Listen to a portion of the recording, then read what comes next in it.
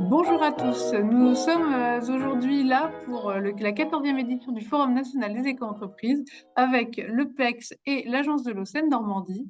Nous avons la chance d'avoir une convention entre la filière des éco-entreprises de France et l'Agence de l'eau Seine-Normandie pour permettre à cette filière de la transition écologique de contribuer aux objectifs fixés au 11e programme eau et climat qui a déjà commencé depuis 2019 et qui se terminera pour celui-ci en 2024. Aujourd'hui, nous recevons donc Valérie Calderon et Zinou Zeglil de l'Agence de l'eau Seine-Normandie. Ils vont nous faire découvrir les aides pour les acteurs économiques et ces aides sont nombreuses. Nous sommes heureux de les recevoir aujourd'hui. Merci Sophie.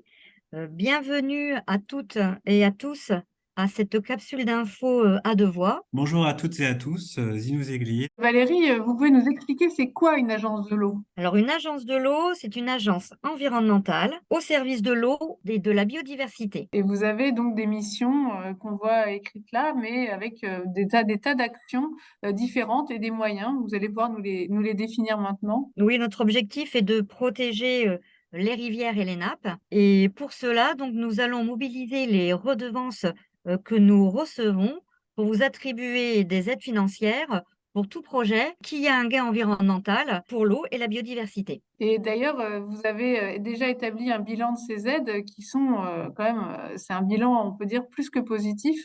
Oui, tout à fait. Malgré les difficultés, les entreprises s'investissent sur ces enjeux environnementaux et nous avons distribué avec bonheur auprès de 364 entreprises près de 35 millions d'euros d'aide pour des travaux de préservation de l'eau et la biodiversité. Et en plus de ces aides directes, nous mobilisons avec nos fédérations, avec des structures nationales, un certain nombre de projets et de guides techniques qui permettent d'accompagner les entreprises dans ces enjeux un petit peu complexes et en même temps si importants pour l'adaptation au changement climatique. Je reconnais d'ailleurs certains des noms qui sont aussi partenaires du PEX et c'est vrai qu'on voit bien que les acteurs ont changé, ont évolué et qu'ils veulent faire avancer leurs acteurs ou leurs entreprises pour la transition écologique et donc en particulier sur l'eau. Quelles sont ces aides que vous proposez aux acteurs économiques? Alors, ces aides, en fait, sont au service de différentes ambitions. Et donc là, nous allons faire un focus sur les trois principales. Alors, bien sûr, je dirais l'enjeu un petit peu biodiversité, le lien avec la nature. Et sur le pluvial, donc l'ambition et le paradigme est de ne plus canaliser l'eau pluviale, mais de la faire infiltrer grâce à la végétalisation dans les sols. Donc, mieux végétaliser, enrichir les solutions fondées sur la nature dans vos projets et d'infiltrer l'eau de pluie au plus près de là où elle tombe. Il y a également un autre enjeu, celle de la réduction de la pollution à la source à travers les technologies propres. Et enfin, une thématique un peu plus classique, mais tout aussi importante, qui est la lutte contre la pollution. Et donc là, l'objectif est je dirais, de traiter ces enjeux au niveau des ateliers, mais aussi au niveau des stations d'épuration lorsque vos rejets sont mélangés et dirigés vers un outil de traitement. Merci Valérie, c'est très pertinent. Et alors, est-ce que vous pouvez rentrer un peu dans le détail de vos dispositifs? Alors oui, tout à fait, Sophie. Donc, nous pouvons aider différents types de projets. Pour commencer, avant de parler des travaux, un maître d'ouvrage, un porteur de projet va peut-être réaliser une étude, donc une étude de diagnostic, une étude de faisabilité, d'opportunité, une étude technico-économique. Ça peut être, voilà, une étude d'économie d'eau. Toute étude peut être effectivement accompagnée financièrement, par l'agence de l'eau. Donc, avec des taux de subvention qui vont de 50 à 70 selon la taille de l'entreprise. Je précise également qu'on peut aider, les établissements publics, hein, qui sont également, éligibles aux aides. Oui, parce que là, ça semble évident pour les acteurs économiques qui vont regarder cette vidéo, mais GE, c'est grande entreprise, ME, moyenne entreprise et PE, petite entreprise, je suppose, ou rien à Tout à voir? fait, c'est exactement cela. Ah, merci. Et alors, quand il y a des travaux de mise en place de technologies propres, comment ça se passe? Alors sur les travaux de technologie propre, peut-être une petite définition.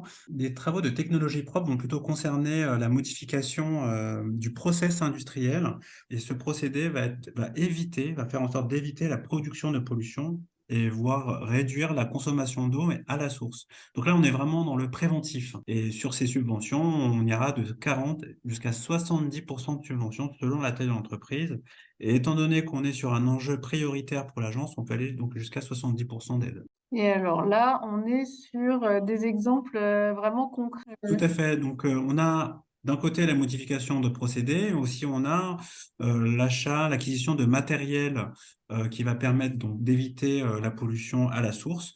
Donc par exemple, des stations de nettoyage de rouleaux de peinture, des fontaines biologiques.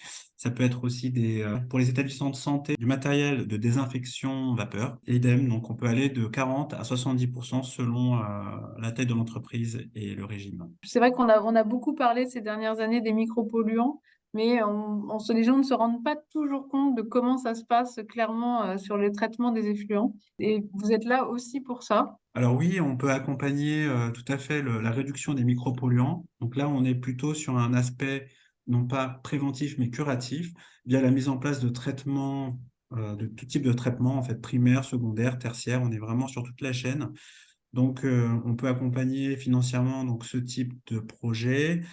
De l'épuration, sans forcément qu'on ait de présence de micropolluants, donc de 40 à 60 et donc si on a une réduction de micropolluants, de 40 à 70 selon la taille de l'entreprise. Alors, la prévention des pollutions accidentelles, ça me rappelle mes jeunes années dans un parc pour les enfants où je travaillais au département environnement et on avait fait une action sur les pollutions accidentelles. Ça, c'est aussi un vrai sujet, hein. Oui, c'est vrai qu'on a tendance à l'oublier, mais la prévention des pollutions accidentelles, c'est une manière d'agir, pour la protection de la ressource en eau, en fait, hein. Si on a un événement, accidentel, effectivement, on peut avoir, une problématique, majeure, au niveau du milieu. Donc pour cela, effectivement, on peut accompagner les bassins de récupération d'eau d'extinction d'incendie.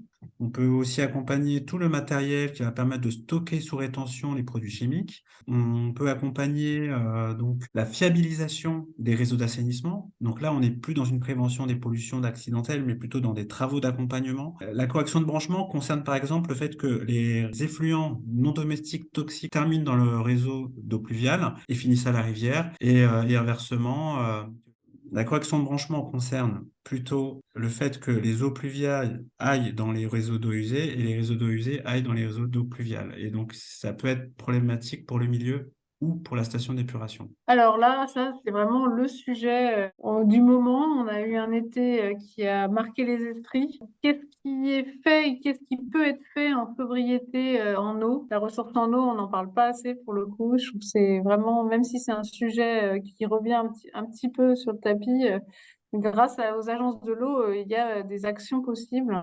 Et c'est vraiment, il faut le savoir. Alors c'est vrai que tout à fait, bien avant le déploiement du plan eau, cette semaine, nous avons, déjà, voilà, des projets qu'on peut accompagner, sur la sobriété en eau. Donc, ces projets visent effectivement la réduction des consommations d'eau ou l'amélioration du ratio et donc quelques exemples, qu'on peut trouver, c'est la réutilisation, des eaux non conventionnelles, le recyclage, l'utilisation d'eau de pluie, et donc les subventions vont de 40 à 60 selon la taille de l'entreprise. Et bien évidemment, le déploiement du plan eau va nous mettre un peu à contribution pour une réflexion plus approfondie sur cette thématique pour le déploiement lors du 12e programme qui démarrera en 2025. En plus, c'est bon pour l'entreprise, c'est bon pour la planète et ça fait des économies et de ressources et économiques. Ils ont tout intérêt à les mettre en place. Une approche gagnant-gagnant. Enfin, nous pouvons également accompagner, et cela fait partie des enjeux prioritaires de l'agence, la gestion durable des eaux de pluie. Il s'agit de réfléchir sur des techniques alternatives où en fait l'eau de pluie peut être infiltrée dans le sol via des noues végétalisées, des gouttières par terre, toitures végétalisées, des espaces en creux. Et donc là, nous accompagnons de 40 à 70 selon le régime d'aide et selon la taille de l'entreprise. Ça fait longtemps que vous travaillez sur ces sujets-là, vous êtes des techniciens, vous savez de quoi vous parlez. Et vous solliciter, c'est être garant de réussir son projet, de pouvoir aller au bout de cette démarche. Vous n'êtes pas des simples financiers, si je peux me permettre. Tout à fait.